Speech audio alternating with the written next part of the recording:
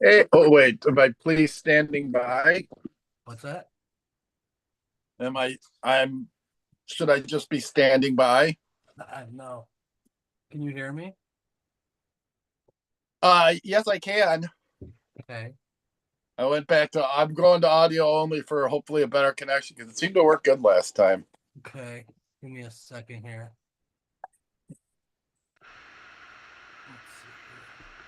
see Any crackling or crunching noises on my end is Donut eating his bone now.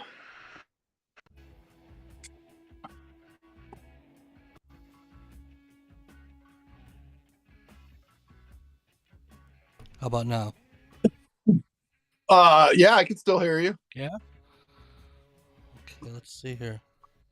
I wish I could hear you louder, Bob. Okay, hold on. But Oh, I got things some precarious way. I'll move things closer. How's that? hold on a second. That's not bad.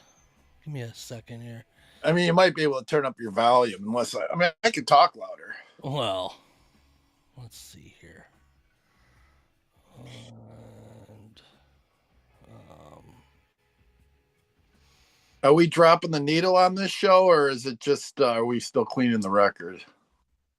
we're still cleaning the record, Okay, as it were. Yeah. gotcha. And I'll do the intro. I'll do the I'm just gonna make up new slang terms and stuff, and you'll just have to get them from context.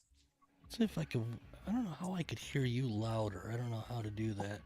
Volume up. I mean, am I like really? Is there like a problem, like different No, than usual? Because I could try. no, I don't think so. I'm gonna have to go to the chat and ask the folks. Yeah, if it's you or if it's But so I'm me. gonna do the intro and then we'll get started here. Sound good? All right, you're dropping the needle. Yeah, you could hear the music, yeah? Yeah. Okay, cool. Bob and Ron. Bob and Ron. It's Bob and Ron. I don't know Bob and Ron. Bob and Ron? Bob and Ron. Bob and Ron. Bob and Ron. Bob and Ron. Bob and Ron. I love Bob and Ron. Now here are Bob and Ron, the definition of high radio.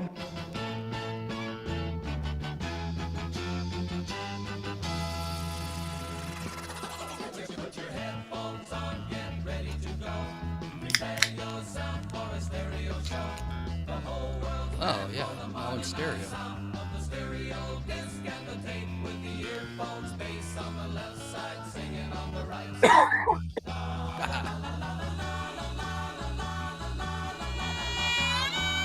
Well, let the great experiment begin! Hi, Bob. Wow. What, is that just your little Yeah. cheapo sound effects box? Yeah, how'd it sound? I don't know. It sounded like a longer sample than usual. Huh? No, it's just a regular old. Yeah. You know, I got one of those around somewhere. I have no idea where it I is. used to have a bunch of them. Like I guess I have two, but One more and it's almost a bunch. well, I guess, but only one works. I have to replace the battery in the What would you consider a minimum number for a bunch? bunch. Well, one, and then a couple. Three would be a few. Right. Four would be a bunch. Ah, really? I think like several covers like Ooh, 5 to seven. 7. Right. A bunch might be 8. I don't know. A bunch. Now, the funny thing is, a bunch could actually be a legitimate measurement Yeah. amount. Like, you know, like a pinch of salt is actually a measurement. A bushel and a peck. Right. So a bunch could actually be something like, oh, a bunch is 12 bushels. Oh, okay. But no, I would a bunch. I don't know. A bunch, yeah, definitely 5 to 7. I feel is several. That's 8? a lot. See, 5 to 7 seems like a lot. Really? Wow. See, like, think of all the various collectibles you have. If you had 5 to 7, you'd be like, I got a lot of them, or would you Yeah. be really? Well, no. Wow, you're just bragging then, I feel. I mean, people are going to be disappointed when they come over to see you. Oh, wow, you got a lot of Dude, them? they're going to be Let me go disappointed. Check it out. They're going to be disappointed regardless. Yeah, I got a lot of records. Come on over. You got 5. Let me shoot out this Sorry, I'm doing. So I don't know. I'm curious what I even think about this now. So a bunch. Well, see, there's a dozen. So a bunch almost seems to have to be more than 12. Oh man. But I also have once Seems been like on a the lot, record though. It's like I don't know. It's hard. yeah, a lot This is is really like hard for me, a man. lot is like anything over 20. I don't know. Then we're getting it like a lot's almost like saying infinity. This is a lot, just in Yeah. general. This whole conversation. Although I have once said, and I've been on the record, I think on the show, right, that once you have 5 of something, you have a collection. okay. So That yes, that makes sense to me. So we have one, a couple, a few, a bunch, a several. lot. I think Sorry, several comes. several before a bunch. Yes, Yeah, several. I think so. No, I you're mean, right. Several, a a bunch, bunch, and then a lot, I guess. and And then then yeah, subcategory collection is 5. a problem. Yeah, a problem, I guess, would be a lot usually. Or Well, too much. I guess too much would be more than a lot. oh shit. Hey So Bob, what's up sure. everybody out there in Radio Land? I'm All saying right. I'm saying hi to our what do they call, what are we calling them? Record club Listeners. members? Listener. Oh listeners. yeah. Oh, No, club members. Sure. There's still club members. The membership was for a lifetime. Yeah, lifetime I think membership. I think the FM radio membership still carries over Okay. into whatever this is. I just pretend it's still radio. So Well, especially since this is an audio only podcast. oh God, thank God. You know, the more I see and Bob, of like just so everyone knows, this is Bob's preference. I would say 80-20. Bob, me. In terms of video, in terms of oh yeah, I just like of, doing a radio show. Like when I see video podcasts, first, I mean, I've said this before. It's just like it's really asking a lot of people, like, stop everything you're doing and sit down and stare at the screen for an hour. It's like we're not that important. We're good enough to listen while you're taking a walk, while you're in your car. Maybe you're bored in your own house. You're listening. You're like, man, I can't think of what records to listen to. Maybe they'll mention some music tonight that will spark me on a. And then once you listen to a few records, you start rolling on your own. Right. But I just hate when I'm watching TV and they show me clips of people, people's podcasts. And they all have that stupid room with their stupid shelves and their stupid names. But we don't and have their that. stupid makeup jobs. But why do we have to be compared to them? Well, I just think once you do a video podcast, you're basically saying, look at me. Yeah. Sure. And I want to say, listen to me. I mean, if there was a way you could be on video and I could be on audio, that'd be awesome. Yeah, okay. Oh, I think we can actually. Oh, totally. No, we can do that. See, right now, Bob, just so you know, on the listener screen, I could control. I've got graphics and stuff. So like, I'll have like our logo with Boxy, our friend, our mascot guy. Right. Made by who again? Who made that for us? Well, I made the original Boxy. He was designed by me. But then we had. Well, thank you. You're welcome. Yeah. Thanks, Bob. You're welcome, Bob. I was thinking you based it on the fan art, but yeah. No. Then the fan art, which was made by Panic, our listener and friend of show. Official, made the Boxy fan art, which I'm now showing on the screen. See, I could change the screen that they are seeing. Sometimes it takes a little while for them to catch up, I think. I don't know the delays and stuff like that. But anyways, so yeah, right now I've got the fan art Boxy on the screen. He's sitting on a cassette deck, which is awesome. Although Boxy, yeah, I gotta get a cassette. I gotta get a cassette deck hooked up into my system.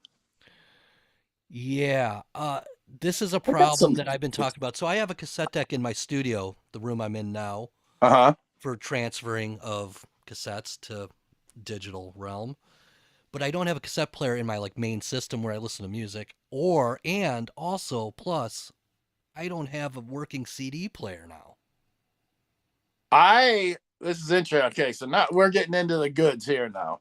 And this was a little sacrilegious on the record club, but I mean, we just like records better. But I mean, sometimes we've always said you gotta go to a CD sometimes because, for one thing, maybe it's a record that was never, you can't find, it's impossible, or it's like some sort of unreleased stuff that they only put out on CD or something. No, there's a bunch of CDs in my collection that are like not released on vinyl or outtakes, things like that. Or it cost you $250 on vinyl. Right. So it's like, I'll take my $8.99 disc, please. Yeah, but like, I mean, thanks to CDs, I've got like all these like Smile bootlegs, Beach Boys, and Beatles sessions, all the Pepper sessions, and all that stuff. That's on CD. Maybe it was released on vinyl bootlegs, but yeah, but good luck knowing which one to get. Like some bootlegs are fine, some sound awful, some are. And then some bootlegs are super expensive. So I was able to get these CDs for basically nothing. Like I got the Syd Barrett bootleg. I remember it's like I think one of the first bootleg records I ever got. I know exactly what you're talking about. Yeah. And it sounds like garbage. It's so quiet and hissy, and it's like the worst tape you've ever heard. At least that's all I remember. I haven't listened to it in so long. And they spell his name wrong on the cover. So it's just that's great. It's SID. No. Yeah. I think it was, I forget. I mean, I don't have too many bootleg vinyl records, but I do have some. I got a couple Stones. I got a Who. I got a Yes. That's really about it. They're at concerts, and they're good. They're all pretty good, actually. Bootleg records, you're talking. Yeah, like real bootlegs, like the Trademark Equalities. Yeah. What was the other one? Swinging something Pig. Swinging Pig. Yeah. Is that Swinging Pig? Something Pig. There was a few Pig ones, I think, but I know Trademark Equality was like one of the big ones back in the day. I've and got a bunch. I feel like I have a couple of theirs. I've got quite a few Dylan bootlegs. Really? Which is kind of like where that whole thing started of like bootleg vinyl, the Great White Wonder and. Which was what was exactly the Great White Wonder? So there's a bunch of things called the Great White Wonder. Hold on. Sorry, I'm having some technicals. Great White Wonder, what is it exactly? So yeah, that's a trademark of quality thing. But it's stuff from with the band from '67 or something. Is this basement tape stuff? Yeah. Is this like the same recordings, that like artists in the know got from the music publishers to record those stuff before Dylan even did? Well, there's songs they're different versions of things that were on basement tapes, the official release, which didn't come out till later. So this came out earlier before the basement tapes were right. released. Basement tapes didn't come out until like 70 foot 4 or something like that. So this came out in like maybe 69. So my dates are fucked. So don't quote me on any of this shit. But yeah, I think it's 69 or 70 or something like that when it's definitely 69 at the latest. Okay, 69. Let's go. I mean, I guess I could look it up. Because I know the Stones, one of the other early bootlegs that but it's really stuff from '67 is what I'm saying. What I was trying to get to. So gotcha. The source stuff is from What's Her Face's apartment recordings, and that's like all like 61, 62. Oh, so this is like all over the place. Yeah. It was like the first like collection of like bootleg Dylan stuff that kind of like was widely known. Gotcha. Besides, of course, there's another term for bootleg records, which is also happening at the same time, where they just pressed up copies that looked like the real thing at places and sold those, but they weren't actually real copies. They were bootleg copies. Yeah. Probably mafia or just somebody that worked at the record. Right. I mean, like famously, The Dead, I believe Wake of the Flood was highly bootlegged out east and stuff. And so they started making the covers. There's like a little rectangle right along the spine that's like I think it's green on the real ones, and they just made it a different color so you could tell them from the bootlegs. And then Mars Hotel says authentic is like embossed in the sleeve. Embossed, yeah.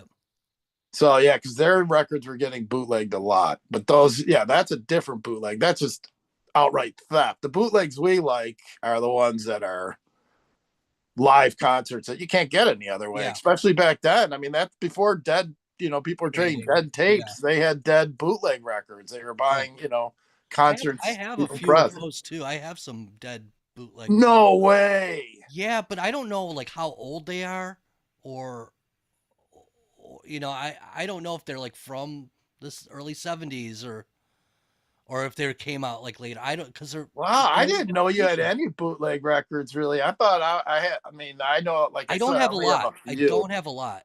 I mean, Using our numeric our system we created earlier. What do you? I have a few. yeah, I have a couple.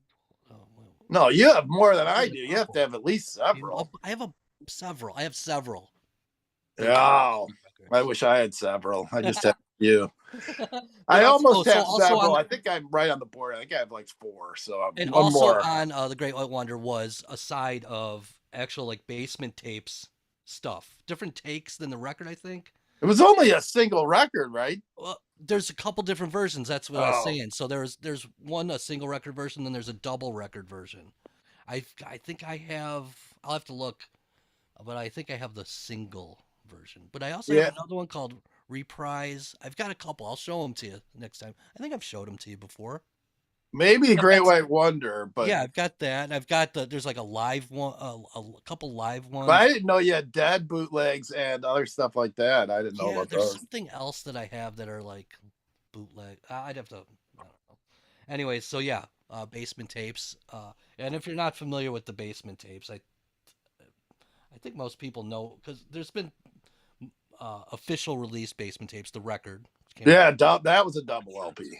Right. Yes. And let's see here. I guess I could play some basement tapes. Dylan's not gonna come after me, is he? Yes.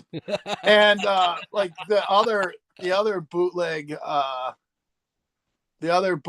real early bootleg before I forget about is the Stones Liver Than You'll Ever Be. Right. Yep. That was like a real early one too, right around the time of the Great White Way. They're just in a plain white jacket. That name will be stamped on it or something. And then I don't actually have that. I kind of wish I did, but like you said, now I'm not even sure if it's a real old one or a bootleg, a repress of an old one. If I'm gonna get a bootleg like that, I kind of want the real one, Right. the one the first person made. So yeah, basement tapes, recorded in Big Pink and or written in Big Pink, not always recorded there as is rumored. Some's recorded in studios and stuff like that. Oh, some of that's actually in the studio. Huh? Yeah. So wow, so many great songs. I could go through the whole record. I love everything on this record. It's just it's loose. It's like them hanging out, them like figuring out arrangements. It's some like do you hear like songs like the progressive songs, or you just hear different versions that it's you just hear different later? versions. Gotcha. And there's very few songs on here that like were redone. So it's like these are supposed to be kind of like demos, for maybe they'll do it later or they'll play it live or something. Right. Or for other people to do, or any of these. Maybe that was an intention at the time. But like, Tears of Rage is on here, but it's the basement tapes version. And then the band did Tears of Rage, of course. Right. Later. Yeah, this is a record that like took me a while to find. And what I'm glad, when I finally did, it was like a mint copy though. So gotcha. But this came out in the 70s, so I forget what year. What'd you say before 74? 74. Yeah. I thought it might even be later than that, but I mean, you're probably right. I don't. I'm going to look it up. Yeah, so it was released on June 26, 1975. Okay. So I was a year off. I just think of that because I know Dylan and the band did that big tour in 74. 74, so yeah, their big reunion. I remember seeing that at the Chicago Stadium, not the concert, but I remember seeing on the marquee Bob Dylan and the band. Really? And thinking to myself, like, what band? Like, I didn't know about the band, I don't think, at that point. I remember like kind of thinking it was funny or something. And then yeah, it was like because I was going to a Hawks game. I'm pretty sure. I mean, I'd have to check the dates that they came, but I really have a memory of seeing that on the marquee.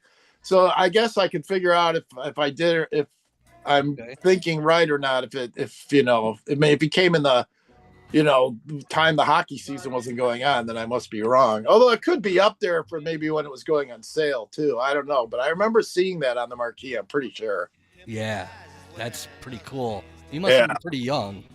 Yeah. Oh yeah. I mean, because that was 74. Right. But I just remember seeing that because like seeing Bob Dylan's name on a marquee just kind of blew me away. Even like, I wasn't like a huge Dylan fan at like 7 years old or something. But I mean, I knew enough to be like, he was like just like a name that was like Paul Bunyan or something. I don't know. Right. Just like and then like, and the band, it just, I don't know. It's just kind of just really stood out. And it wasn't like a giant marquee. I think it was one of those little like triangle ones that are above certain doors. Okay. I kind of just remember, or no, it was a square one. No, it was a square one off the building. And we were walking up to it, but it wasn't giant, It's pretty simple marquee, just white, black letters. Where was that place? Where was was that stadium? The stadium or the amphitheater? The stadium is what my memory is. Now my memory could be from a dream. That's why, I have to fact check my memory a bit on this one, but because it just popped into my head. But I've thought about this before, because like every time I hear like about that that concert tour, that reunion, I'm like, oh yeah, I remember seeing that on the marquee, and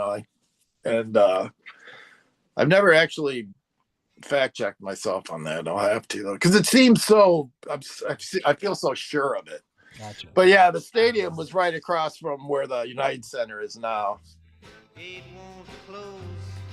Ratings froze. Get your mind off winter time. You ain't going. But of course, and you ain't going nowhere. The Birds did. Everybody did this song. It seems like. Whoa! It's basically a standard, I thought it really weird through my phone though. Anyways. This is good though, because you play it. It sounds so crappy right now that you're like, I gotta go hear this on my record because that sounds so crappy. But yeah, that's. I wonder if it sounds crappy to the listener or just to you because I'm listening to it on the phone. Yeah. Although the other day I was listening, I sent you the clip of it. I was listening on my phone with the speakers, just sitting there like on the table in front of me. Uh-huh. And I was just like looking for clips because I'm reading this book about Jefferson Airplane. So like when they mention certain things, like, they filmed this for, KQED, in San Francisco. I'm like, I'll see if that's on YouTube. And sure enough, there was like this, most of it, every once in a while there's an edit where it jumps ahead, but it seems to be most of the songs of the Dead, Santana, and the Airplane all playing together. And I just had it sitting like there. And is that what you just sent me the other night? Yeah. And it sounded like there's a jam where they're all playing together, members of all three bands. And it sounded good off my phone. I was like, oh man, I would love to like hear a nice, because I think Betty did the soundboard, Betty and Bob Matthews, who were their producers at the time too, and our engineers. Yeah, the boards. Yep. Yeah, so they did the sound and everything, and I think Bear did the sound in the room, and they did the engineering. So it sounds like raw and great. And I'm like, man, this would sound so good if they, pressed it up or, CD, whatever. If I could just hear it, I wonder how good it would sound, on my hi-fi. Because like Jack Cassidy's bass was killing it. Even on my stupid little iPhone, it sounded good. His bass, Phil Lesh called him the best bass player in rock, so kind of hard to argue with Phil Lesh, I guess. But yeah, his playing is just like the jam. A lot of those jams aren't, I don't know, it's hard to, like it's just like, jam. And they've never played together. All of a sudden they're just playing together. But man, it's Jerry, Yorma, Jack Cassidy, Yorma, the guitar player from Airplane, Jerry Garcia, of course. The drummer from Santana, Michael Shreve, like Greg when Rowley, brand new, to the band. He's probably 16 or 17. Yeah, I think he was on the keys. I don't know if Phil was there. It was hard to see, exactly. They had the drummer from Santana and the percussionist from Santana was playing. But what about Mickey and Billy? Are they on stage? I'm not sure if they're drumming or Mickey has to be hitting some sort of. Let's listen to a little bit. And it's hard coming just into the middle of a jam. Oh yeah, it's like you really got. I mean, if you go judge. to YouTube, yeah. Well, what's the title of it so people can check it out? It says, I'll put the link in the chat. And then there's also one, like once you go there and once you know what it's called, you can just put in the other names. But besides the Super Jam, there's also a Grateful Dead like 3-song set and an Airplane 3-song set, which is fucking killer. Like Grace Slick, man, her voice is like so powerful. Just cuts through everything.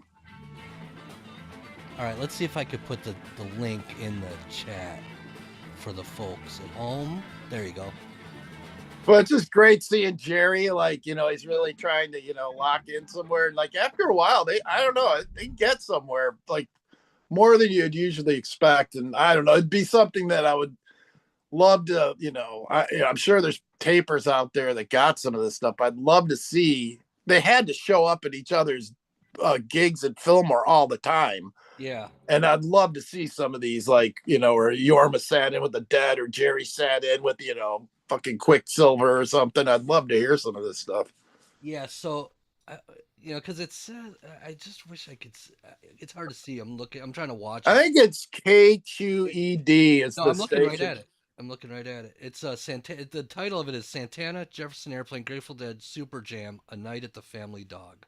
Yeah, Night at the Family Dog is the key word. If you put that in with any of those 3 bands. And I put the link in the chat of our right here. So yeah, it is cool. And then the Dead Jam is really great, of course, and the Airplane's great. But that's what I've been listening to lately, the discs, because I've been reading this Airplane book, and I forgot I have the Jefferson Airplane Loves You box set. It's like 3 discs. But, you know, so I was listening to that. I was listening to some Dead box set. So Many Roads that I forgot I had, a 5-disc set. I got some great CDs. Yeah. I found a CD player. I must say, GW did bring up a little point. We used to say this a lot on the show. Always have a pencil and paper handy. Right. For any tidbits that we might discuss and you want to look up later. Because we'd rather, you know, you could look this stuff up on your own time or, you know, instead of us giving you bad information or trying to describe a super jam of 15 people with words. Yeah. You know, you can go listen on your own time. Yeah.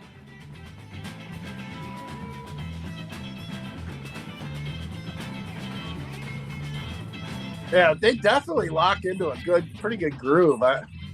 Oh, is Jerry playing a Strat? Hold on a second. Yeah. Nice.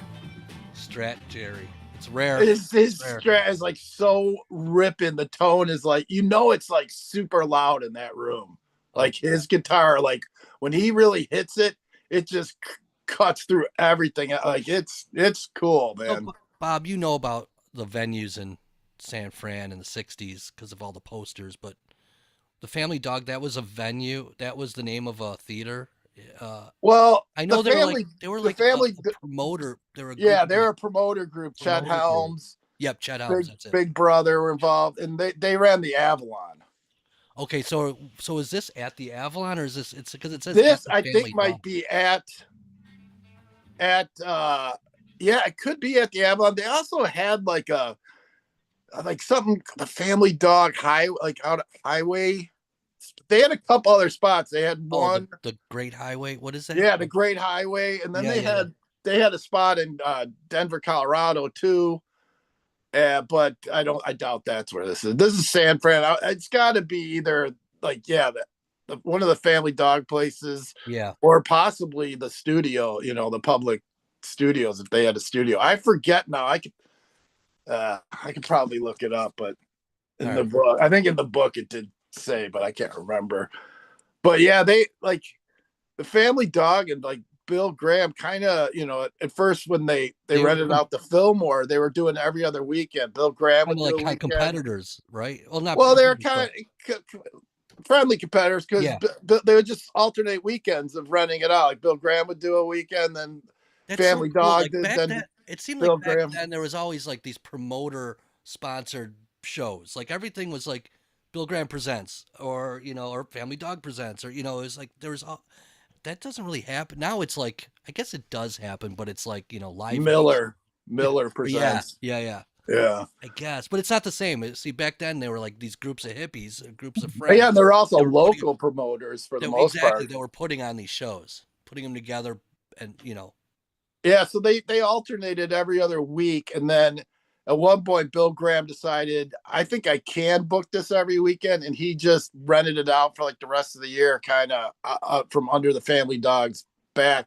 And Family Dog were always less about the money in the business and more about like a good hippie vibe and groove. Even though Bill Graham is known for having like places that he tried to make good for the audience and band the best he could. And in theory, you know, what the Family Dog wanted to do, you know, for the sake of a good groove, man, you know, or whatever.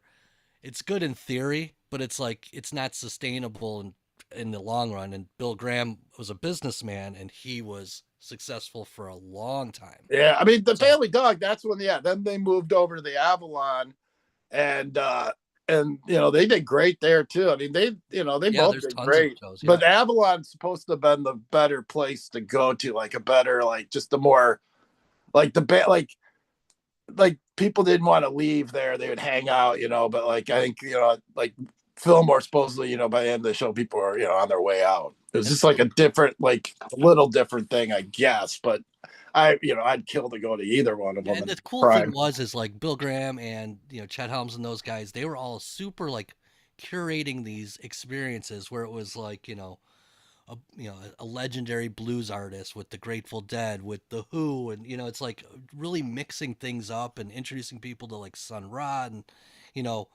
and because of those happenings that they put together, all that music was kind of like ingested by the hippies and stuff like that, where like free jazz and stuff like that was very like highbrow. But like people like Bill Graham and Chet Helms, they kind of introduced everybody sometimes there'd be like to this amazing avant-garde. Yes. Sometimes there'd be comedian, like I mean, basically improv comedy started right there with the acid test and everything, with Del Close and all that. The rules of the whatever, I don't even know what the rules are, but I know the name, the Herald, that was invented like at the by out there. It was all kind of the same scene, like birthed all these different things. I wish there was something like that these days, where someone who's putting together and curating like very like a wide range of different art forms. Tough, though. Yeah, I mean, the thing is, there probably people are, but you go to see it, and it's just like, I mean, they were lucky. Every local band, super high quality. I mean, like all the local bands, like we've been talking about, Airplane, like basically none of them were, had a record contract, for most of the time that this was happening. Right. I mean, like Santana, I don't think their first record came out till '69, and they were playing, from 67 or whatever on in Sanford. These bands were just like little local bands, but then like you see the billings now, you're like, holy shit, these bands all played together. Like at the time you're probably like, oh, well, we got this local band, we better put someone on. And then even like you're saying, the people they introduced them to weren't like just some random jazz dude. It was fucking Miles Davis, Right. Exactly. Right. It's like the peak of the peaks. And it's like, it's crazy. Like to see the amount of bands in that town at that time I mean, I don't see it. I mean, I guess, theoretically it could happen again, but I doubt it. Yeah, man. I think you're right. I mean, those days are like, that's old. I mean, Seattle was a frenzy in the 90s for sure, but I mean. Yeah, but those are all, I mean, that's the thing though. Those are all like-minded bands. That wasn't like some like wide variety of like, like the Mothers of Invention mixed with, B.B. King and the Grateful Dead, and three totally different worlds. Yeah, but the San Fran bands were they're of a like mind, but they all had their own trips, man. Yeah.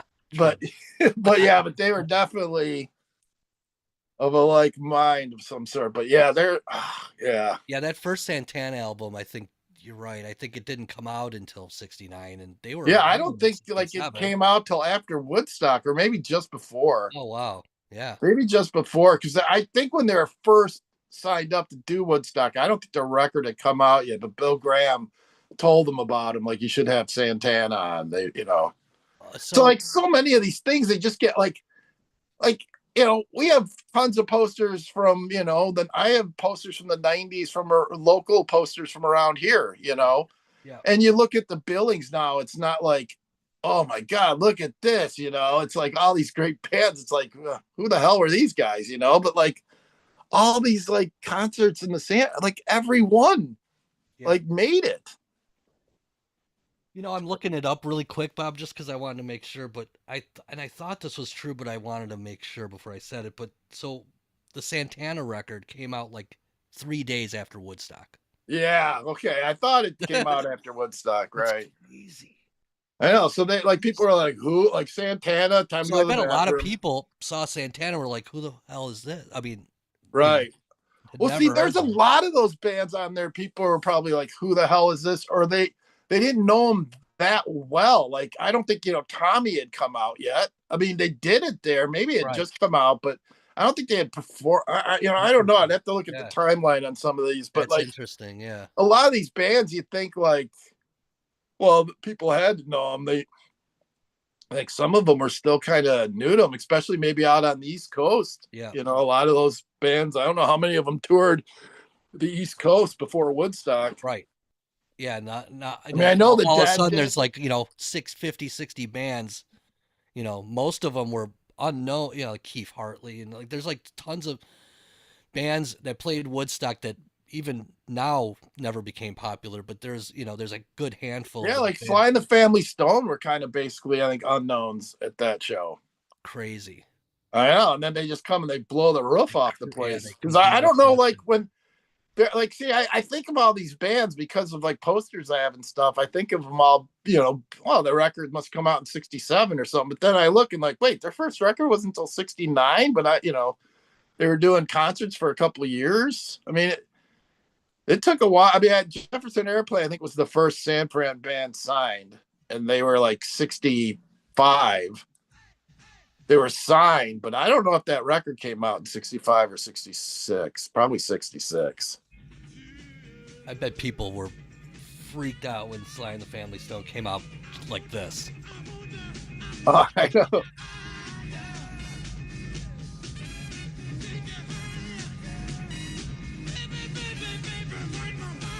Oh my God, dude. And then, I mean, nobody.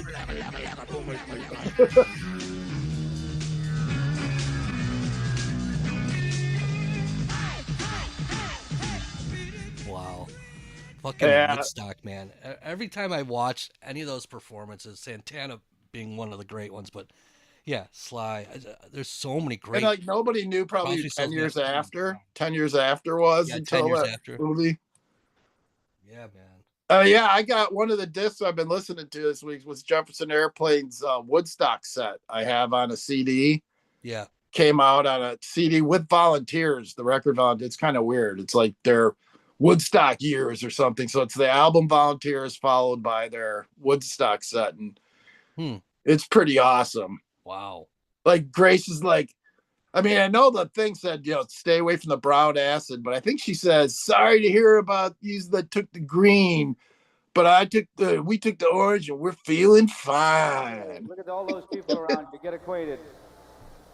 Have a smoke. To get back to the warning that I've received, you may take it with however many grains of salt you wish, that the brown acid that is circulating around us is not specifically too good. Yeah. To put it mildly. Right. This is what I mean. It's just not.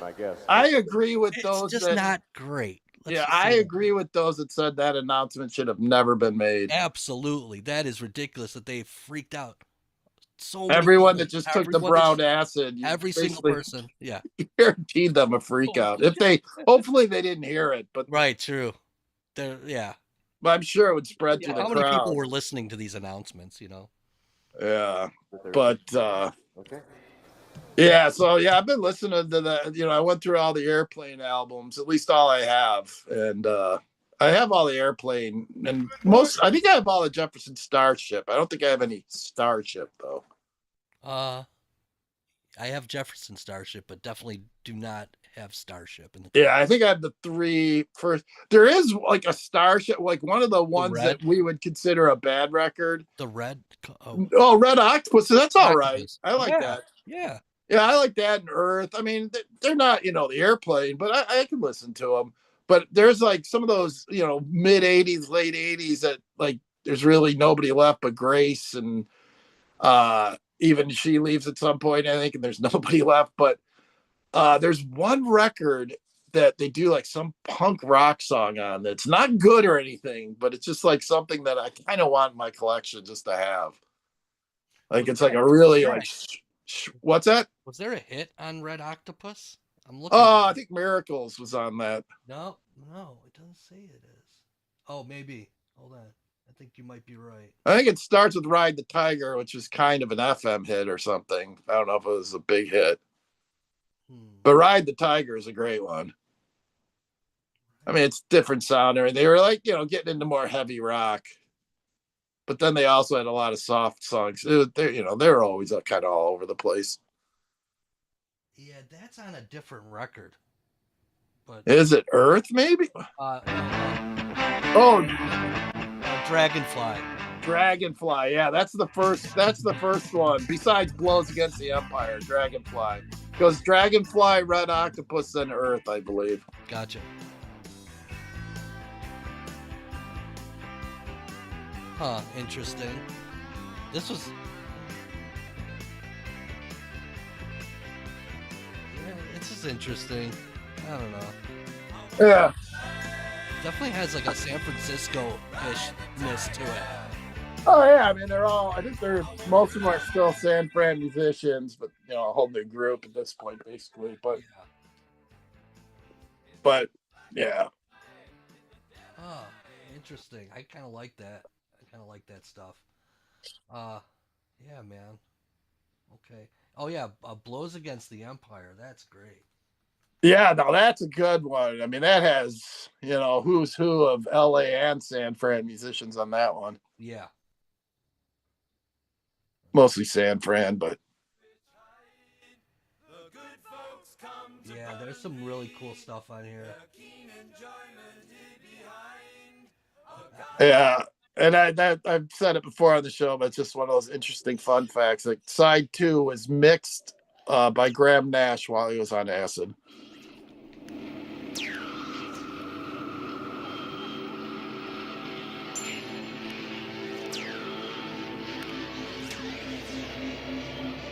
Oh yeah. Yeah, Paul Kantner was into all that spaceship stuff. Right. A lot of them were Jerry Garcia was into all that sci-fi stuff too.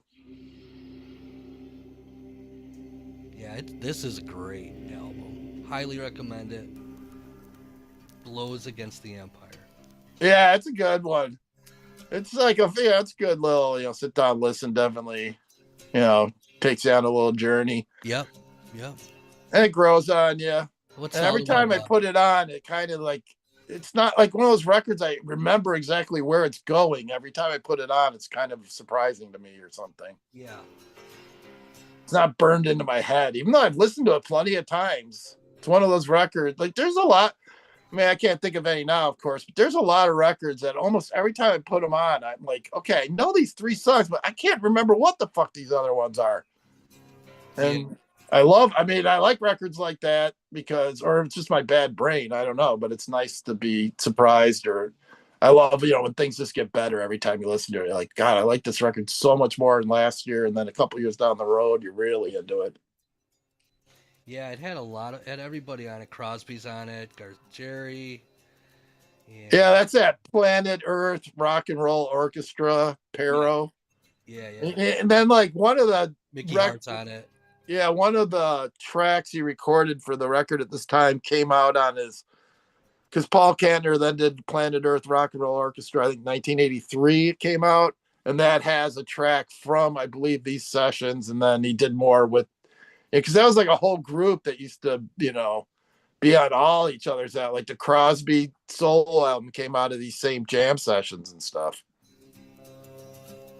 And Mickey Hart's album, and there was like a lot of albums grew out of this group of people. Yeah.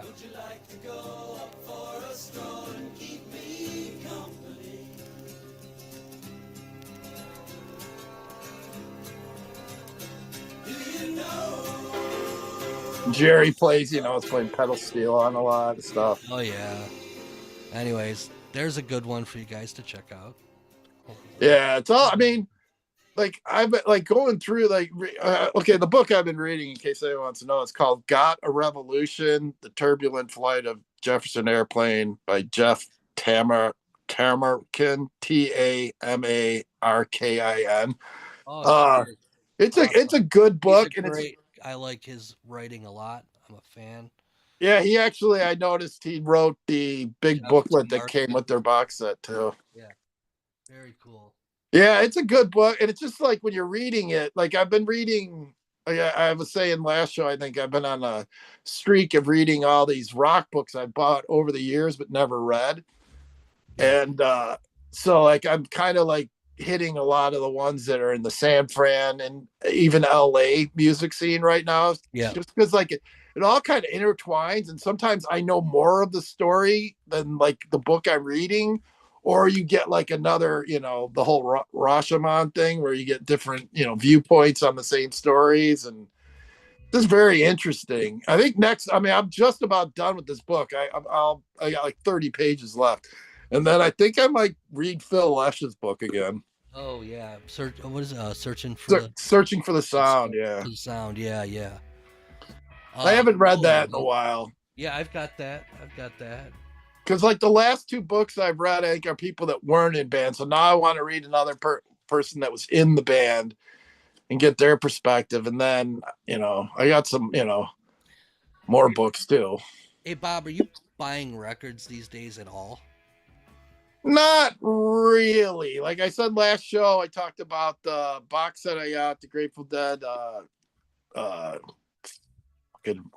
second show on their Europe 72 tour. Right, I think 4872, I think it is. Gotcha. Just because I had a Christmas gift certificate. But like since I don't want to get all on my soapbox, but since the tariffs, the stupid ass tariffs, I'm not buying Japanese records anymore because they are ungodly expensive. They're already where a lot, it costs you $18 to ship one here. But now it's like, I think it's like $36 plus the $18. And then like, you got to pay cash when it comes here to the UPS guy or something. It's so confusing. And I mean, even if I was a billionaire and the money was no object, I wouldn't do it just because of the confusion. I'm like, wait, I got to stand here and and then have like exact change for, I'm like, I'm not going to do it. And then, so like, thankfully for the last couple of years, I was basically just buying Japanese records. So I basically got my fill of them anyway. So I have a great collection of Japanese pressings now, I feel, and I love listening to them, but I got to buy a new needle. Would you say you have many? Oh, I would say I have a lot. A lot? Over 100? Yes. Fuck. I would say, let me see, using our record per foot. So I think I have for the people just joining the show, Bob and I have, I guess we figured out a method for figuring out how many records you have. Yeah, without having to count them all. Without having to count them.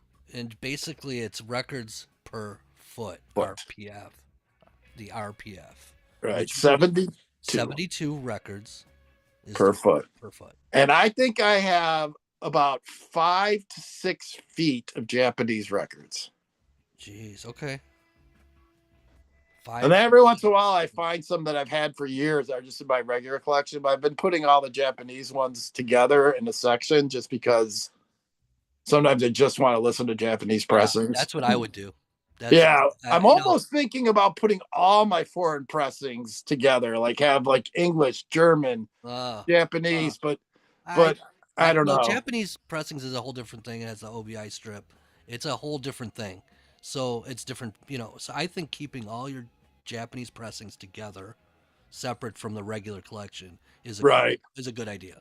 And then you could just be like, okay, I'm just going to listen to Japanese pressings, and you don't have to start digging, And then the other, like the Germans or Holland pressings and stuff that are also, I got nice ones of, those have surprised me as I'm going through. I'm like, oh, I have the UK pressing of Beggar's Banquet. Sweet. I didn't know that, I forget those things. I run into South American pressings. I run into all kinds of Yeah, things. I have a countries. revolver pressing from Brazil. Yeah, but I have a think talking. it's 70s. It's not like an original. Okay, I have a Talking Heads. Portugal. Portugal. Yeah, I gave you that. I got that too. Nice. I got that too. That was, I remember, I think I've told this before, but that I went to the thrift store one day and there were like 10 of them there. And so I bought 2. Idiot. I'm like, I don't want to spend 25 cents on 10. It's $2.50 for 10 of these. That's just too much money. That's insane. God, stupid. I know. I mean, some of them I think were a little beat up. I might have grabbed 3 or 4 because I think I did sell a couple back or trade them in to get something else once, which I'm still upset about that if I did that. I mean, I was talking to someone the other day. Like we started when we really got deep into collecting. Yeah, when the collection would grow monthly, it was just constantly growing. Every spare penny, weekly.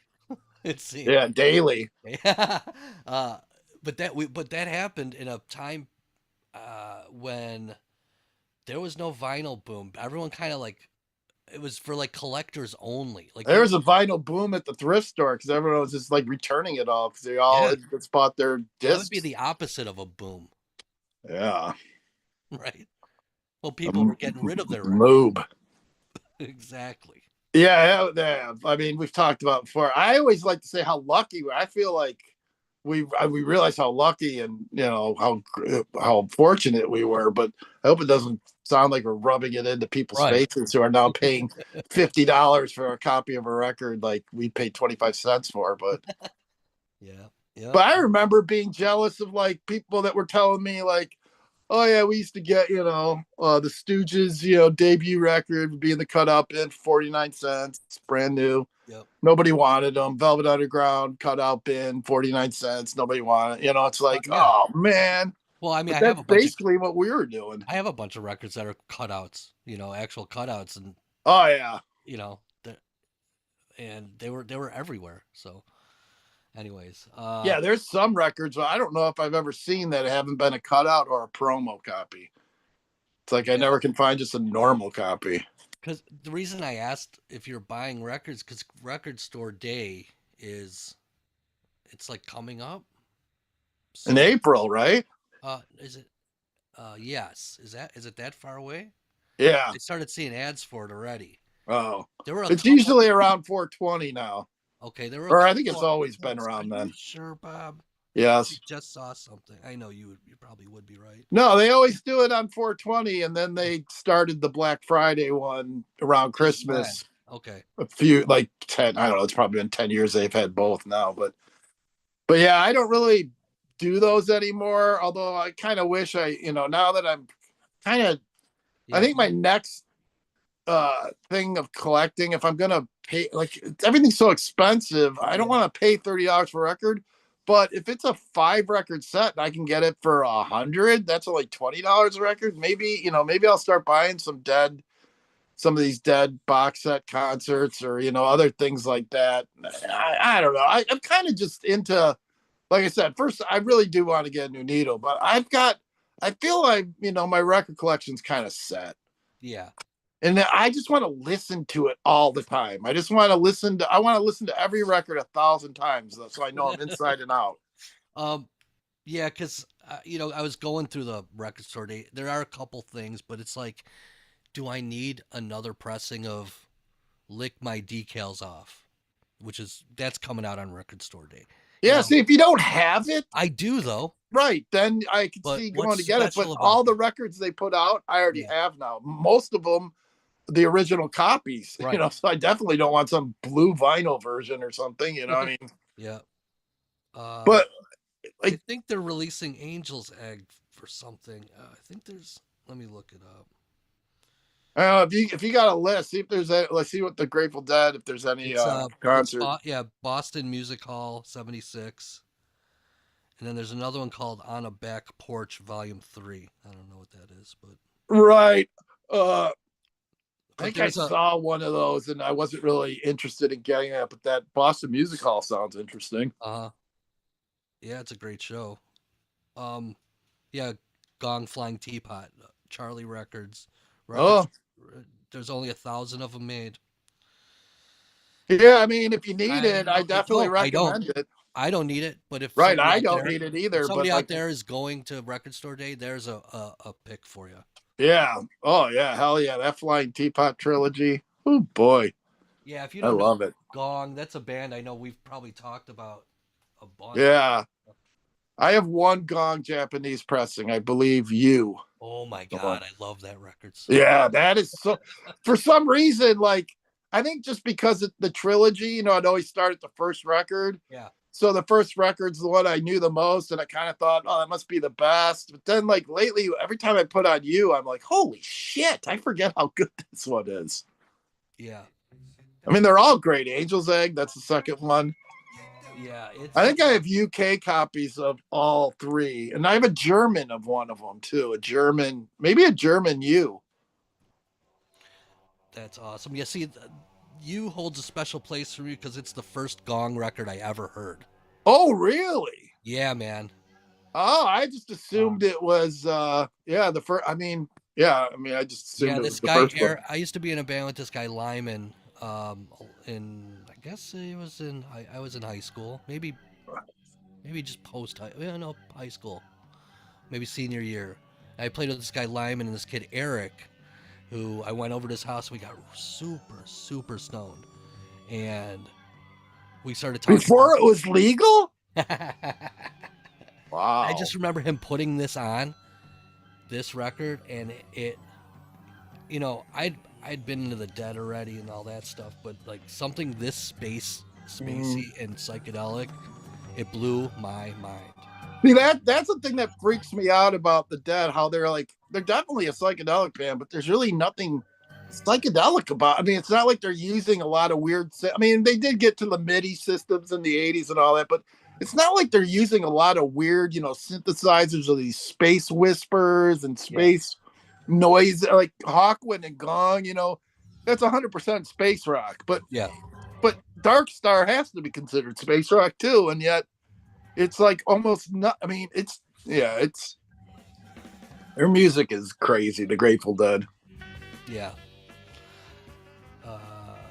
Gong, you. If you want to get into Gong, there's the Radio Gnome trilogy, which is Flying Teapot, Angel's Egg, and You. Definitely. And then, of course, right before that's the album Camembert Electric, which is another highly recommended one. Those four there. Those four essential. Yeah, if you don't like those four, you probably won't like the rest. Although I don't know, maybe you would. If you don't like those records, I don't know. It's not even. They're so good. Those records are so good. I think if you listen to our show, and you like really good music, whether you're a musician or not, I think if you listen to these Gong records, you'll be.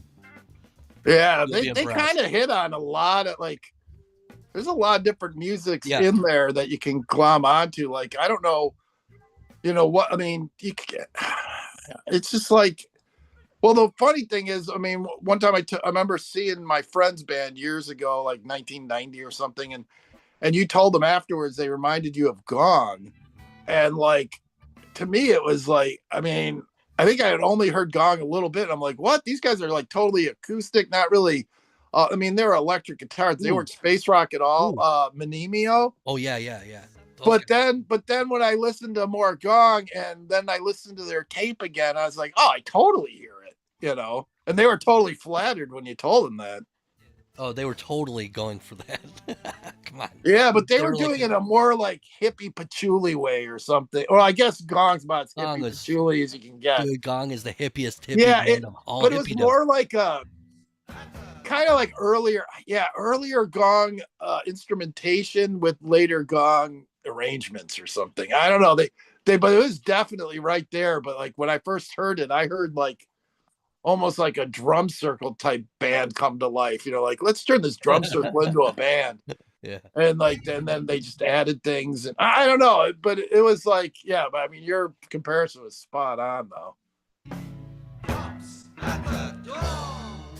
No cops at the door. Cops at the door. No cops at the door. That's so great. That is so great. Oh man, I love when that plays in my apartment. Really, it's just so funny. They're the best, man. I love them so much.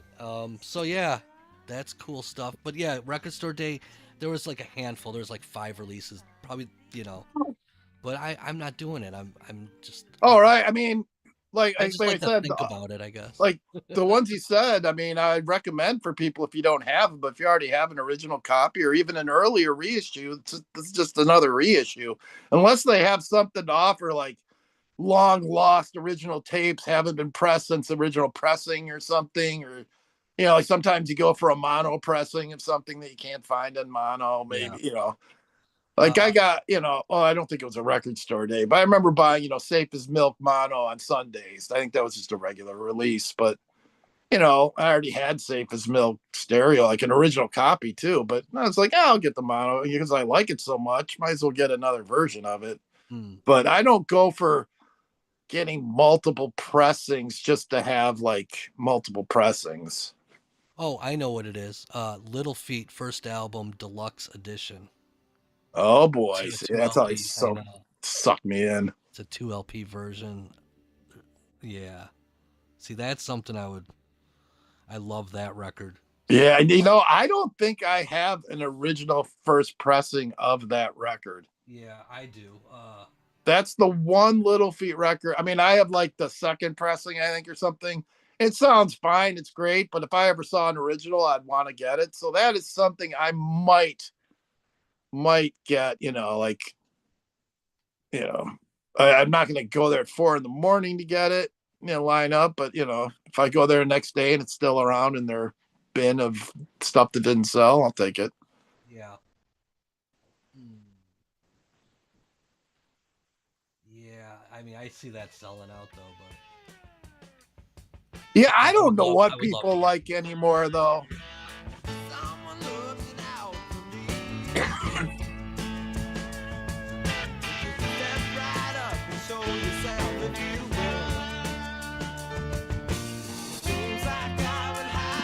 Oh man,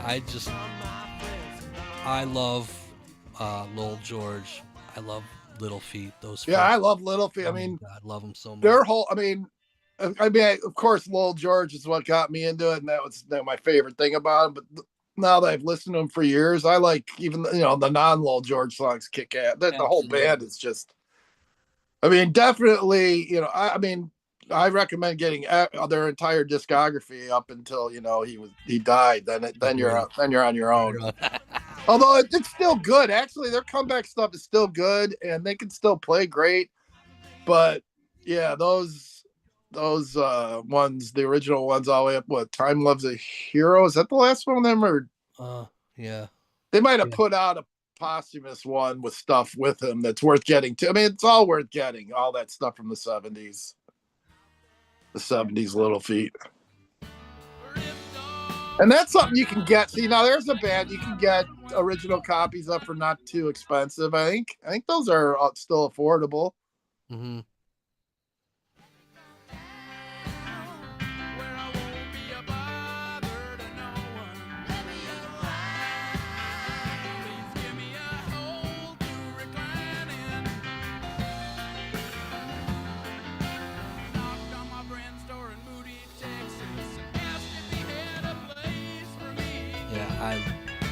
All right, well that's a lot of good. I think we've given people some stuff to think about, to listen to.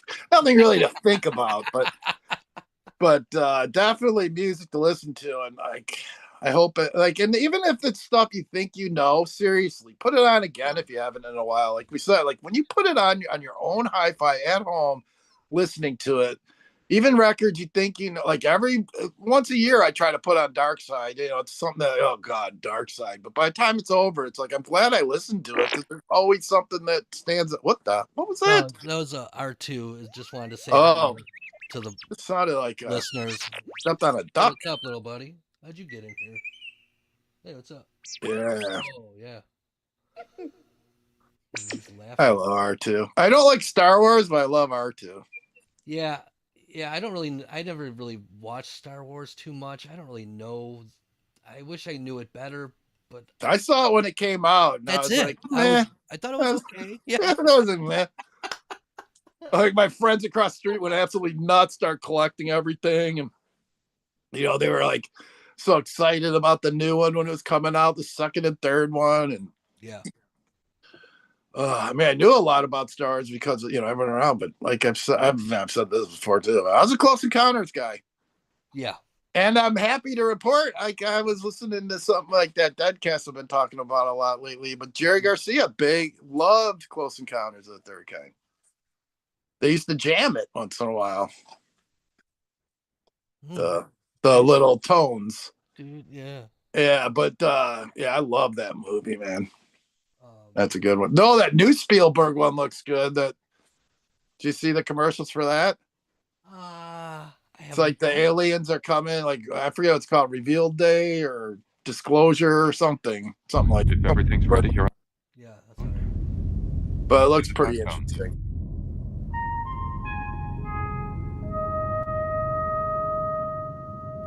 Yeah, this is a jam.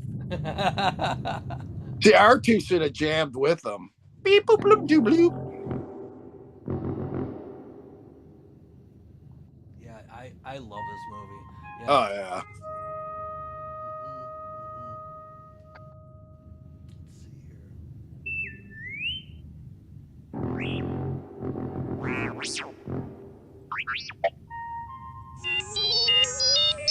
Yeah.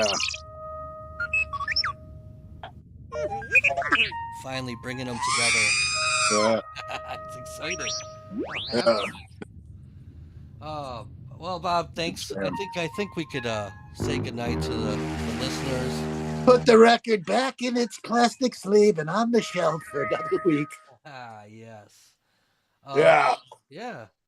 Yeah, I'm gonna finish up my Jefferson Airplane book tonight and then start on either the Phil book or I have two books that are giant. The Keith Moon book and a Beatles book. They're both like, 500, 600 pages. I don't know which one I'm still afraid to try those.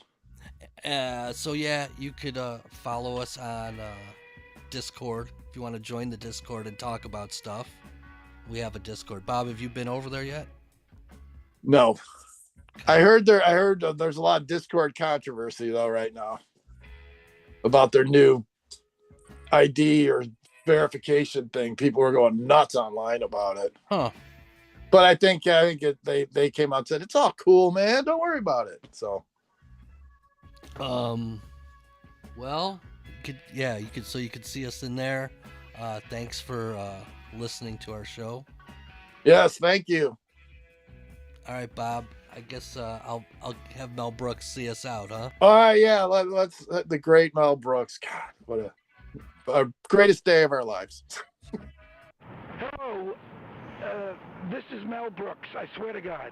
And I met Bob and Ron on the street. I'm talking on the street near a subway here, and these guys really look haggard, and they look like they're hungry. So and they look also smart. Somewhere there's a gleam in their eyes. So listen to Bob and Ron if you get a chance. And even if you don't get a chance, tell Jews everywhere, Bob and Ron are on the air, and they're hip, and they're bright, and they're hungry. So keep in touch. Bye. Okay, bye.